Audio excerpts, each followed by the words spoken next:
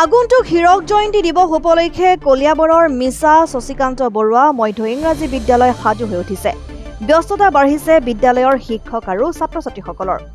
1962 চনৰ জানুৱাৰী মাহৰ 11 তাৰিখে 11 জন ছাত্ৰ-ছাত্ৰী আৰম্ভ হোৱা বিদ্যালয়খনত বৰ্তমান সময়ত 500তকৈও অধিক শিক্ষাৰ্থীয়ে পাঠদান কৰি আছে।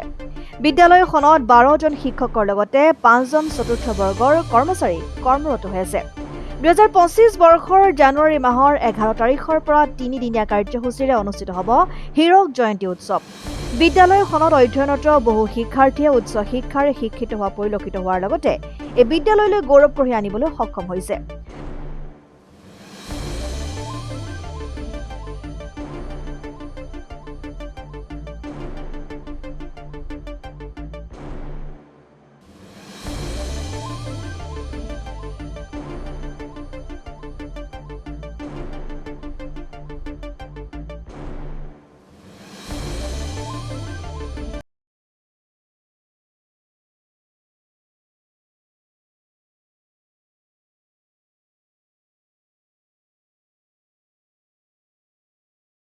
আমাৰ শশীকান্ত বৰুৱা মধ্য ইংৰাজী বিদ্যালয়খনে 1962 চনৰ 11 জানুৱাৰীত 11 জন ছাত্ৰক লৈ পেলাই প্ৰতিষ্ঠা হৈছিল।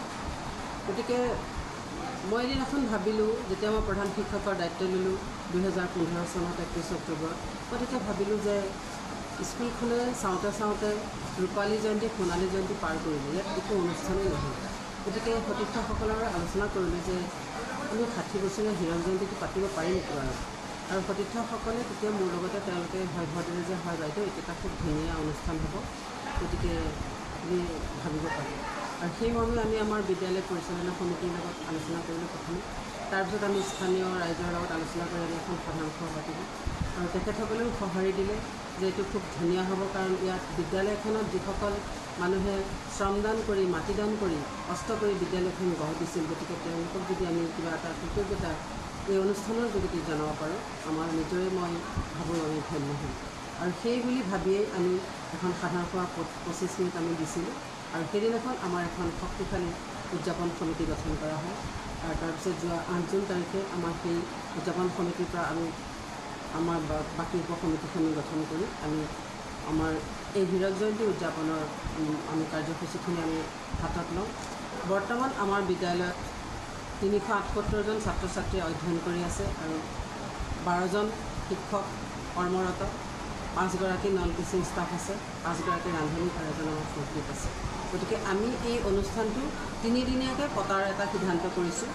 প্ৰথম 2025 চনৰ 10, 11 আৰু 12 জানুৱাৰীত আমাৰ অনুষ্ঠানটো হ'ব।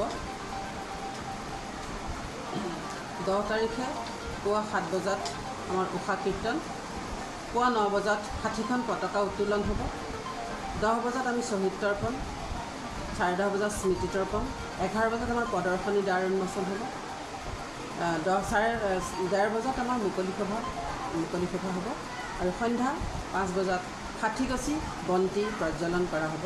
তাৰপিছত 5:30 বজাত সাংস্কৃতিক সমাৰোহ থাকিব শিক্ষক কৰ্মচাৰীৰ দ্বাৰা। এইখিনি আমাৰ